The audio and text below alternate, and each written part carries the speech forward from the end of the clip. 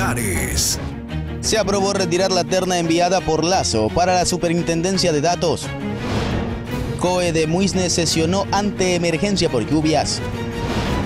Noboa intervino en el Consejo de Seguridad de la ONU. Decomisan armas y municiones en bus interprovincial. 45 policías de Ecuador serán capacitados por Corea. Crece la preocupación por la crisis entre Venezuela y Guyana. Y en los deportes, Ecuador ya conoce rivales para la Copa América de 2024.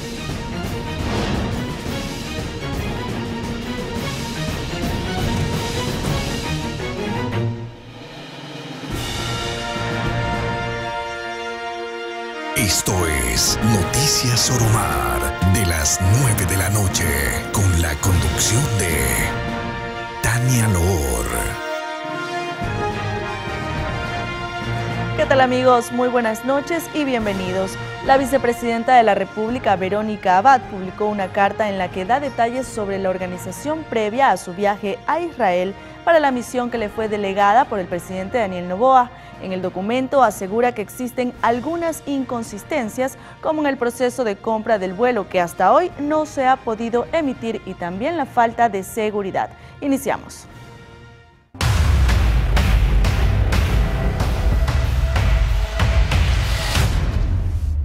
El Consejo de Administración Legislativa de la Asamblea Nacional calificó el pedido de juicio político contra la fiscal general Diana Salazar. Por su parte, la Fiscalía se pronunció al respecto.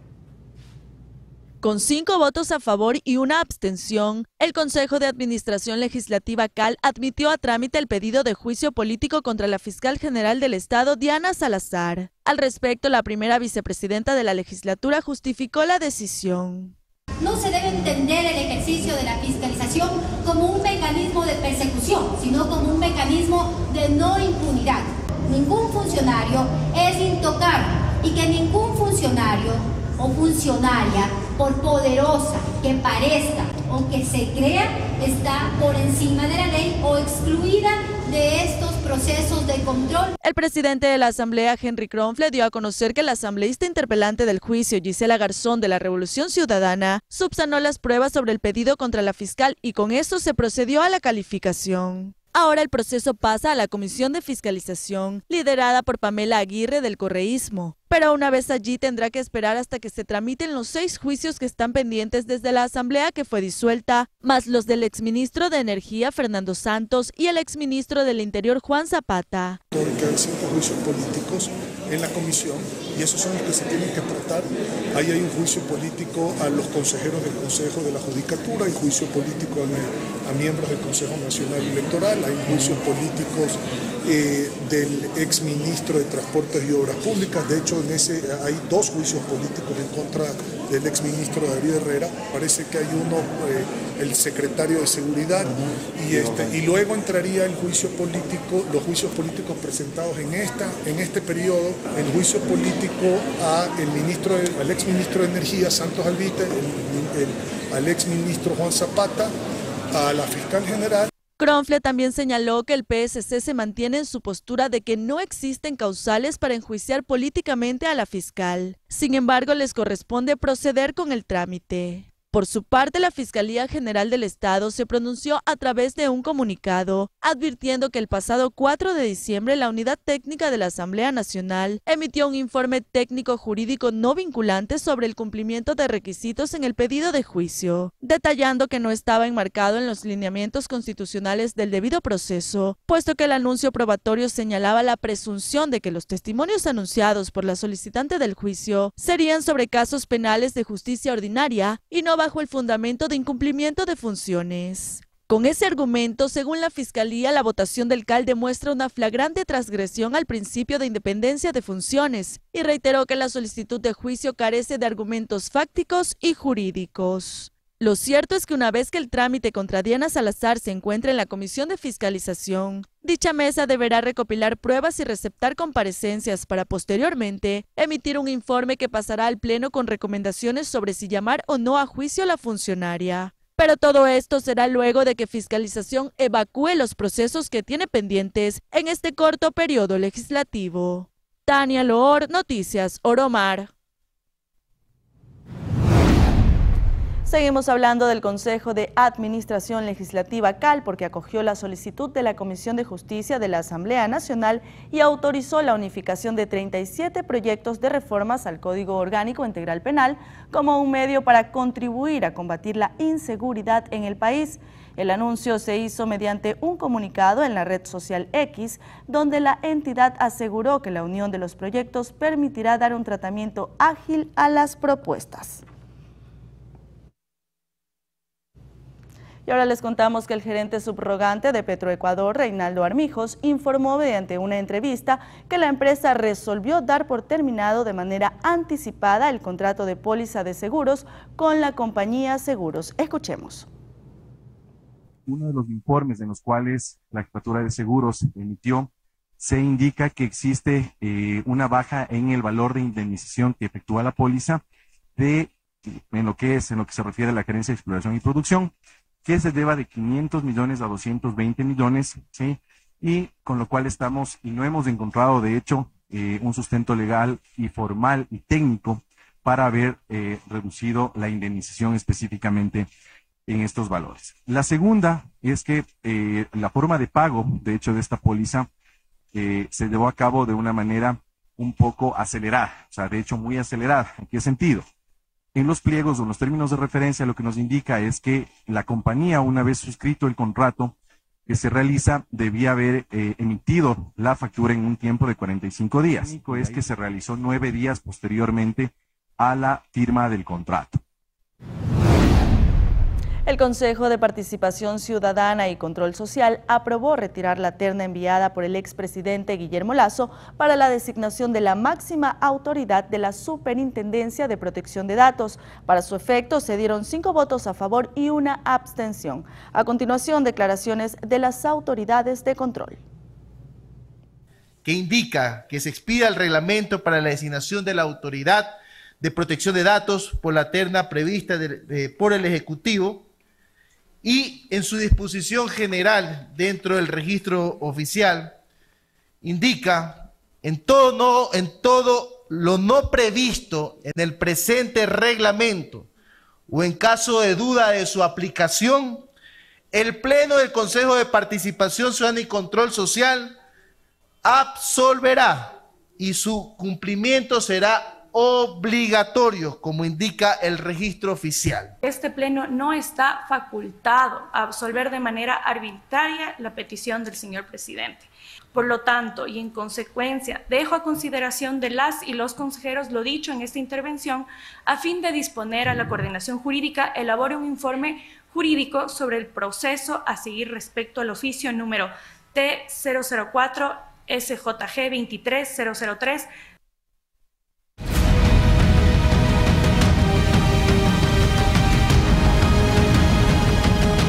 Pasamos a contarles que el embajador de los Estados Unidos en Ecuador, Michael Fitzpatrick, indicó que narcos y corruptos tienen testaferros para lavar el dinero en los equipos de fútbol, así como en los medios de comunicación. Escuchemos. Pero los corruptos no solamente mueven fichas en el sector público, no.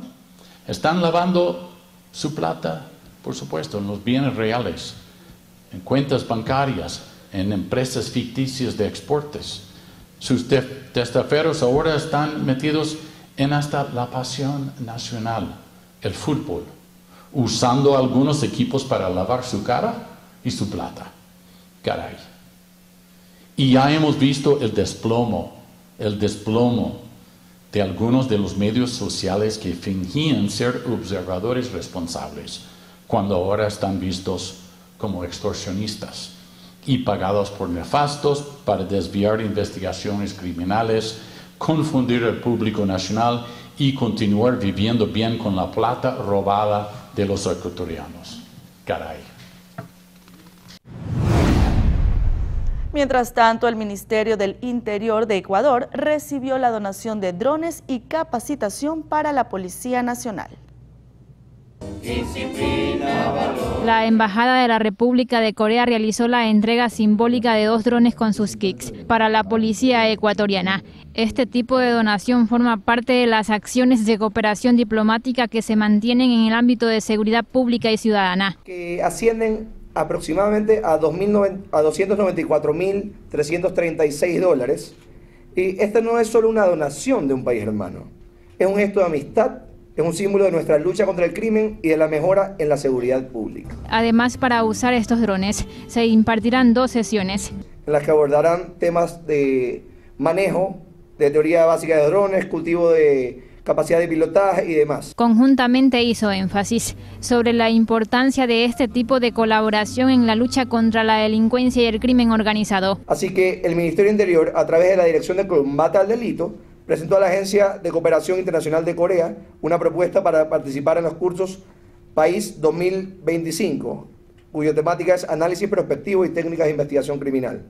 Programa que otorga becas completas a 45 funcionarios del Ministerio y Policía Nacional para ser capacitados por Corea en lo antes mencionado. Y aparte de esto, también los conocimientos que van a ser impartidos por ustedes, compañeros policías, hermanos policías de la República de Corea, serán depositados en tierra fértil, en esos hombres y mujeres policías que van a estar siendo capacitados por ustedes, quienes tendrán que replicar esos conocimientos al resto de compañeros policías.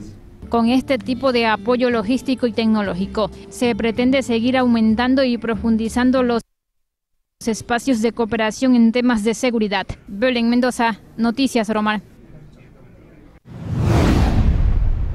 El presidente de la República, Daniel Noboa, en su intervención en el Consejo de Seguridad de la ONU en Nueva York, se refirió a la situación de inseguridad en el país y sobre las amenazas de muerte que reciben. Por lo tanto, este Consejo debe alentar el incremento de la cooperación, la construcción de capacidades y la transferencia de tecnología para superar los desafíos que presentan las amenazas de seguridad y de ciberseguridad. El tráfico ilícito de armas y el de estupefacientes, el tráfico ilícito de migrantes y la trata de personas son solo algunos ejemplos de las actividades de las bandas criminales que afectan la paz ciudadana y el desarrollo de nuestras naciones. Debemos siempre recordar que trágicamente estas actividades perjudican de manera desproporcionada a las mujeres y a las niñas. Para mi gobierno y para mí personalmente existe una deuda pendiente, ya que dentro de las mismas elecciones tuvimos a un candidato presidencial que fue asesinado. Asimismo, en 2 caravanas tuvimos ataques armados y casi todos los días por los últimos 60 días hemos tenido amenazas de muerte. Es una deuda, la paz es una deuda que tenemos con nuestros votantes. Guayaquil y San Borondón firmaron un convenio para combatir la inseguridad en ambos cantones. El tratado también permitirá el intercambio de información que permita coordinar acciones más rápidas contra la delincuencia. Lo que se busca es la sincronización entre ambos centros de control y videovigilancia para actuar y dar respuesta cuando la inteligencia detecte un delito. Esto permitirá movilizar recursos como el contingente de la Policía Nacional o las unidades de socorro. Lo que queremos es evitar que cuando la inteligencia de seguridad de San Borondón esté siguiendo algún ladrón, algún carro que pase un puente y se pierda la comunicación, con el convenio que estamos firmando va a seguir la inteligencia atrás de cualquier acto delictivo. Eso va a permitir prevención a las violencias, también reacción inmediata. La interacción no solo facilitará las respuestas al delito, sino aplicar una verdadera y efectiva prevención, especialmente en las inmediaciones de La Puntilla, que pertenece a San Borondón y colinda con el norte de Guayaquil. Trabajamos más allá de nuestras competencias, que gestionamos, que tomamos acción y que ejercemos un plan que en San Borondón ha venido dando resultados y que se va a hacer más grande ahora que vamos a trabajar de la mano con Guayaquil. Finalmente, los alcaldes anticiparon que esta cooperación podría extenderse a cantones vecinos como Daule y Durán y que incluso ya se han sostenido diálogos con sus alcaldes para unir esfuerzos en la lucha contra la delincuencia. Cristian Arias, Noticias Oromar. En otro tema, más de 500.000 migrantes cruzaron la peligrosa selva del Darién en su camino hacia Norteamérica en lo que va de 2023. De las 1.297 personas que han pasado, la nacionalidad venezolana es la de mayor ingreso con 320.465, seguido de la ecuatoriana con 54.757 migrantes, según los reportes que manejan las autoridades panameñas. Con aproximadamente una media de más de 1.000 llegadas diarias, esta nueva cifra récord deja atrás los 248.000 migrantes de 2022 y los 133.000 de 2021.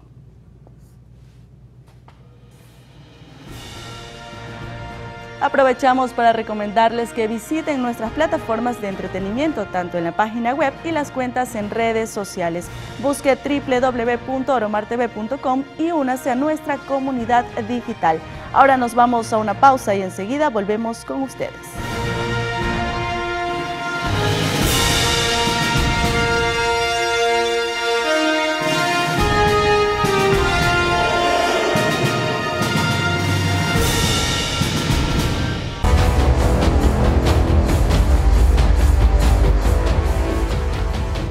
Estamos de regreso con más noticias. La falta de dinero del Estado llegó a su mínimo histórico. Actualmente los jubilados de las Fuerzas Armadas protestan por la falta de pago de sus pensiones. Además, proveedores reclaman por la cancelación de sus haberes.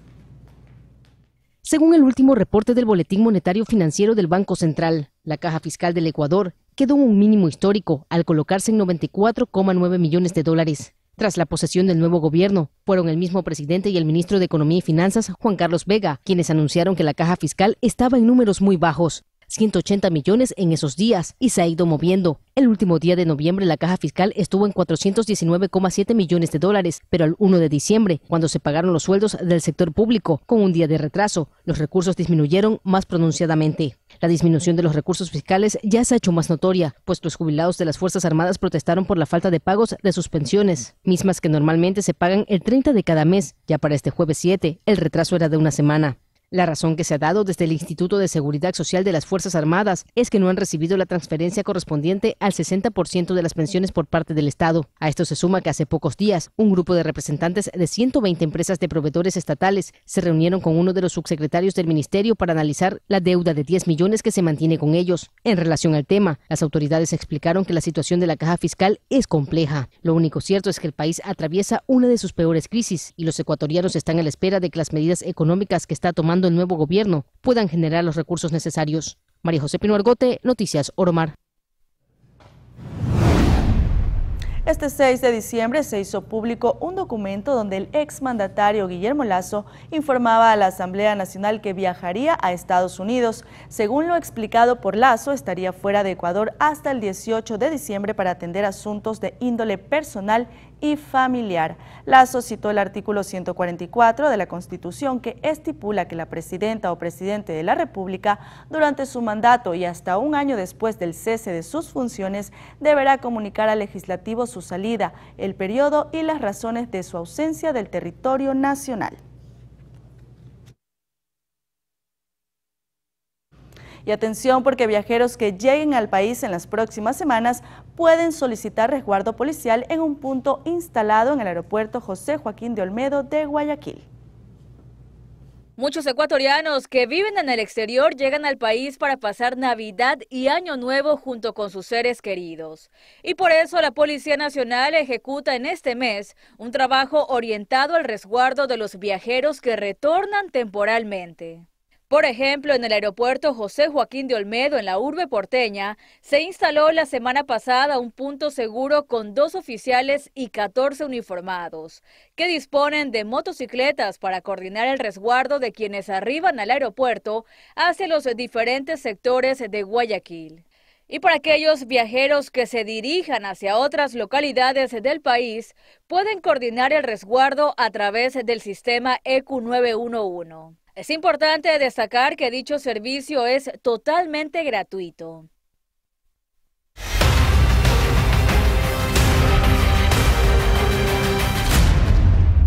Los efectos del invierno se empiezan a sentir en Guayaquil. El principal problema tuvo lugar en un tramo de la vía a Daule en el que se congestionó el ingreso de camiones a una zona industrial por una vía anegada.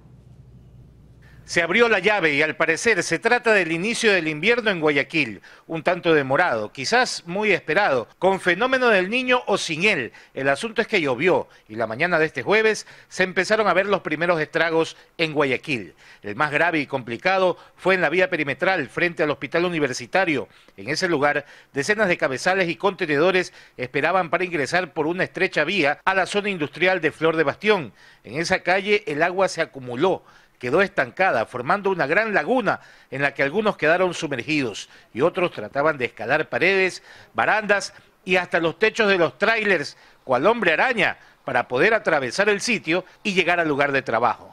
Uno de los tráilers se quedó hundido en media vía, sumergido en el agua y ocasionó también un gran congestionamiento vehicular. La mayoría de las unidades de transporte iban llenas y el tráfico vehicular se puso más lento de lo habitual, lo que sin duda ocasionó más de un atraso para quienes pugnaban a esa hora por llegar a su lugar de trabajo. Cristian Arias, Noticias Oromar. Y las lluvias continúan en Muisne Esmeraldas. Por ello, el Comité de Emergencias Cantonal COE se reunió la tarde de este 7 de diciembre para analizar las acciones en respuesta a las afectaciones del temporal.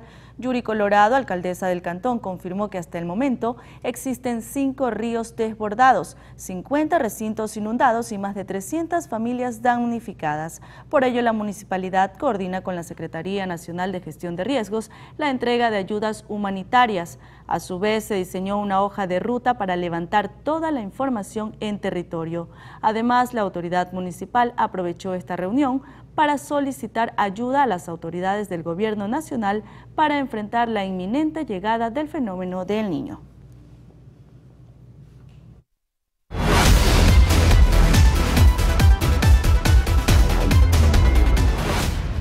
A 4 meses de cumplirse 7 años del femicidio de Cristina Palacio, su madre ha perdido la fe en la justicia ecuatoriana luego de varios recursos presentados por el presunto asesino para revertir la sentencia de 34 años de cárcel.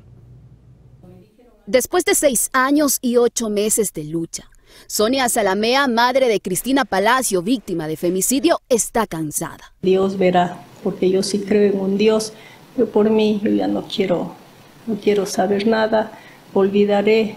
Lo dice por las veces que ha tenido que enfrentarse a una justicia que tal parece estar a favor de los criminales, puntualmente hablando de Carlos Flores Santander, sentenciado a 34 años de prisión por el femicidio de Palacio, quien estando prófugo ha solicitado se revise su caso.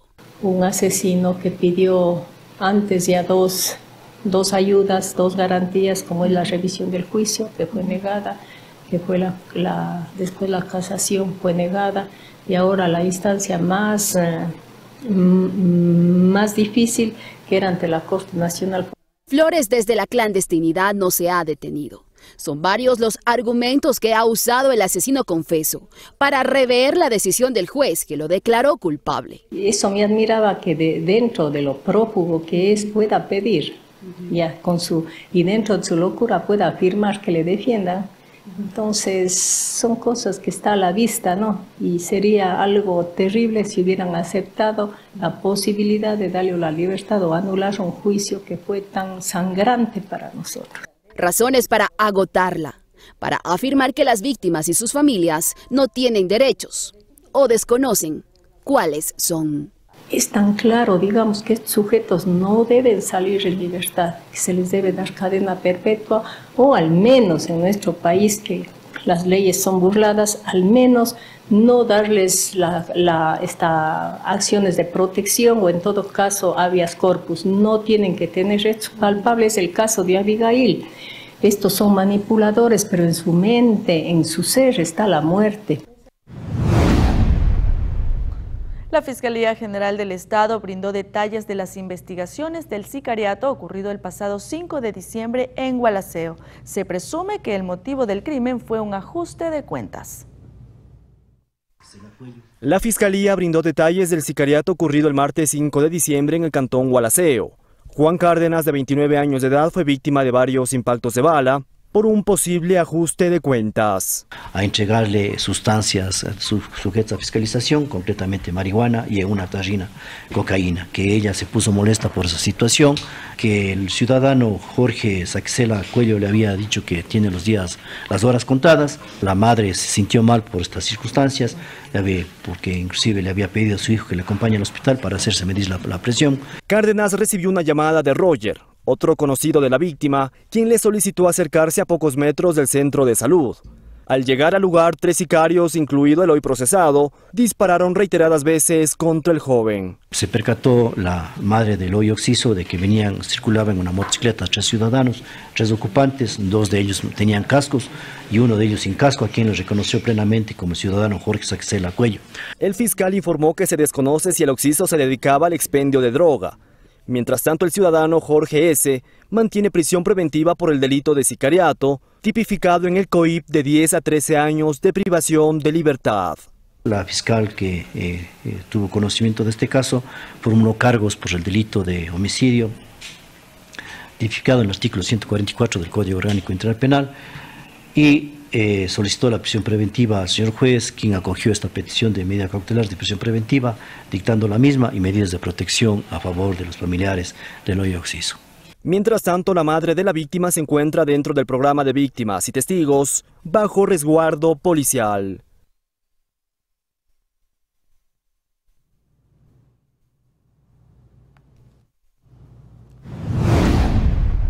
Momento de una nueva pausa comercial, amigos, pero en breve regresamos para revisar más información. Acompáñenos.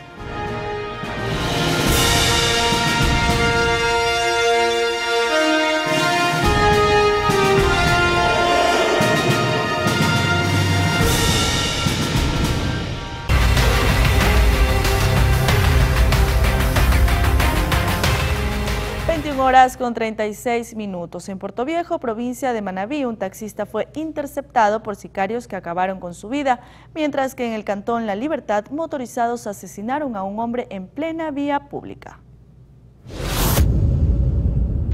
Cerca del mediodía de este jueves, en la ciudadela 10 de enero de Puerto Viejo, en Manabí, los sicarios sorprendieron a un taxista y le propinaron varios impactos de bala. La víctima, identificada como Marco Almeida, perdió la vida de forma inmediata. Su cuerpo quedó dentro del taxi. Agentes policiales llegaron al lugar del crimen y realizaron el levantamiento del cadáver y luego lo llevaron al centro forense de Manta. Un hombre fue asesinado la tarde de este miércoles junto a un cajero automático en el sector de Sauces 4, en el norte de Guayaquil. Testigos del hecho indicaron que un sujeto se acercó a la víctima mientras estaba en el cajero y le disparó en reiteradas ocasiones. Uniformados llegaron al sitio y cercaron la zona para realizar las pericias respectivas. Luego de pocos minutos, familiares y amigos llegaron al sitio. 7 certeros disparos acabaron con la vida de Cristian Rodolfo Orrala Rocafuerte, de 37 años de edad. Orrala fue interceptado por motorizados armados en el sector La Propicia del cantón La Libertad, en la provincia de Santa Elena. El ciudadano intentó escapar, pero fue alcanzado por los proyectiles. Su cuerpo inerte quedó en el piso, hasta el arribo de las autoridades competentes. María José Pino Argote, Noticias Oromar. Atención a lo siguiente, el incremento de las muertes violentas en Ecuador lo ubican como el 5º país con mayor percepción de inseguridad ciudadana del mundo.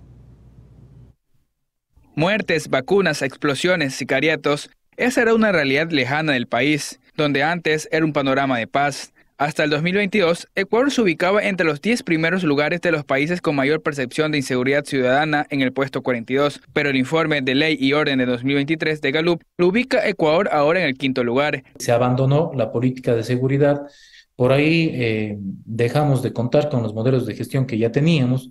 Los modelos de gestión, para que se entienda un poco, son la guía escrita de los planes y los objetivos que tiene una política de Estado. Y eso es importante porque usted sabe en dónde está, en dónde arranca y hacia dónde tiene que caminar. Al igual que Gallegos, Daniel Portón, y experto en seguridad, refiere al aumento del crimen organizado en el país en 2 enfoques: crimen creciente en varios aspectos y la capacidad del Estado de ser poco efectivo en sus planes de acción. Sí, usted tiene un problema ahí doble, que crimen creciente, complejo, brutal, sanguinario, territorial, y unas capacidades del Estado que no atinan a resolver los problemas. Y usted mide por indicadores de gestión a las instituciones que se hacen responsables de esto, usted tiene que los indicadores son magros, ¿no? Totalmente marginales y mediocres. Además, Ecuador también aparece ahora en el 6º peor lugar del mundo en el índice de orden público de Gallup, basado en 4 preguntas para medir el sentido de seguridad personal de los ciudadanos, sus experiencias con el crimen y la aplicación de la ley. El narcotráfico, el crimen organizado y diferentes o diversas mafias internacionales han terminado por corroer de alguna forma los modelos de gestión institucional del Estado ecuatoriano, han logrado permear las barreras de seguridad del Estado ecuatoriano y también las instituciones, fundamentalmente las que tienen que ver con materia de seguridad como Fuerzas Armadas. Pontón indicó que el sigilo respecto a los planes de seguridad marcan el nuevo gobierno, donde se reflejarán solamente con acciones concretas y no solamente queden en promesas. Tenemos graves problemas de penetración del crimen en esferas institucionales de la fuerza del orden, la fuerza pública. La pugna de control territorial para microtráfico y delitos conexos se agravó, pues los carteles internacionales empezaron a pagar a las bandas criminales locales con armas e heroínas por servicios de operaciones logística, acopio y seguridad para el narcotráfico, un problema que el nuevo gobierno de Daniel Noboa deberá corregir.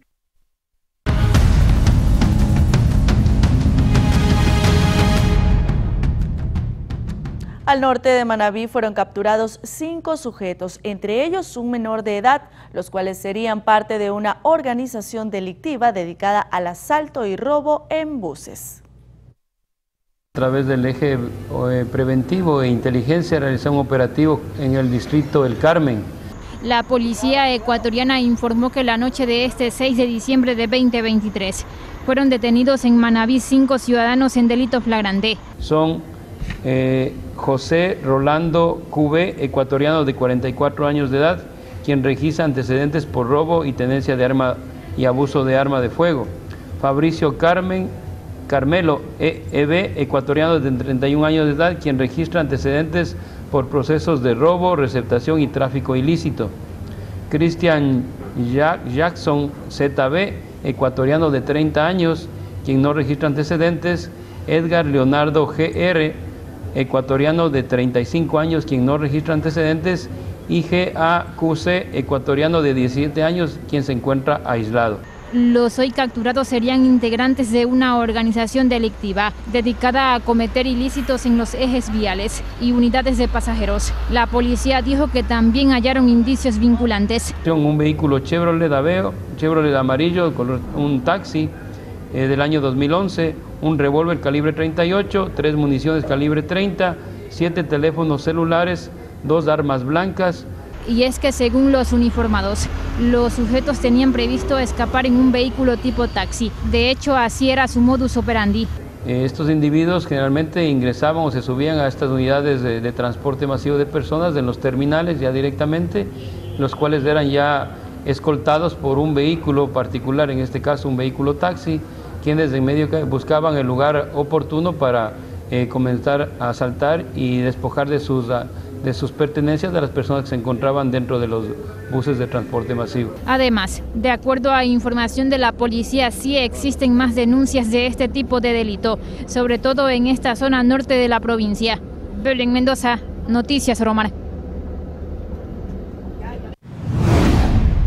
La Policía Nacional ejecutó un operativo que permitió el decomiso de 288 armas 9 milímetros, 4 armas tipo fusil y 11.850 municiones. Tras labores investigativas, agentes de la Fuerza Pública identificaron un vehículo interprovincial de transporte de pasajeros que salió de Napo con destino a Quito y que presuntamente transportaba armamento y municiones. Inmediatamente los uniformados ejecutaron un operativo de control en el sector de Baeza. Según información del comandante de la policía, César Zapata, las armas estaban escondidas en paquetes negros perfectamente embalados y en el interior de la unidad de pasajeros. Esta intervención dejó un detenido, quien sería el conductor del bus.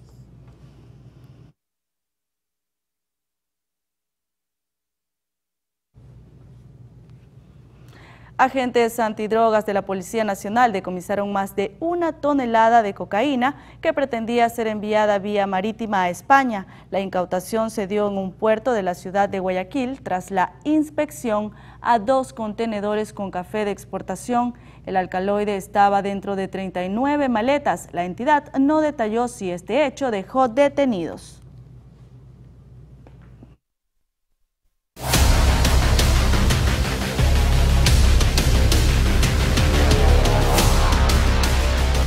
Y ahora les contamos que una furgoneta que movilizaba a los trabajadores de una compañía se volcó esta mañana en un tramo de la vía a San Borondón, cerca de la intersección del puente que comunica a la parroquia La Puntilla con el barrio de Sauces 4 al norte de Guayaquil. Al parecer, la impericia del conductor hizo que perdiera el control de la dirección y se volcara. La calzada se encontraba resbaladiza debido a la pertinaz lluvia que caía. Del siniestro resultaron 3 personas heridas que fueron trasladadas a casas de salud y el conductor fue llevado a la Fiscalía de Tránsito para enfrentar cargos.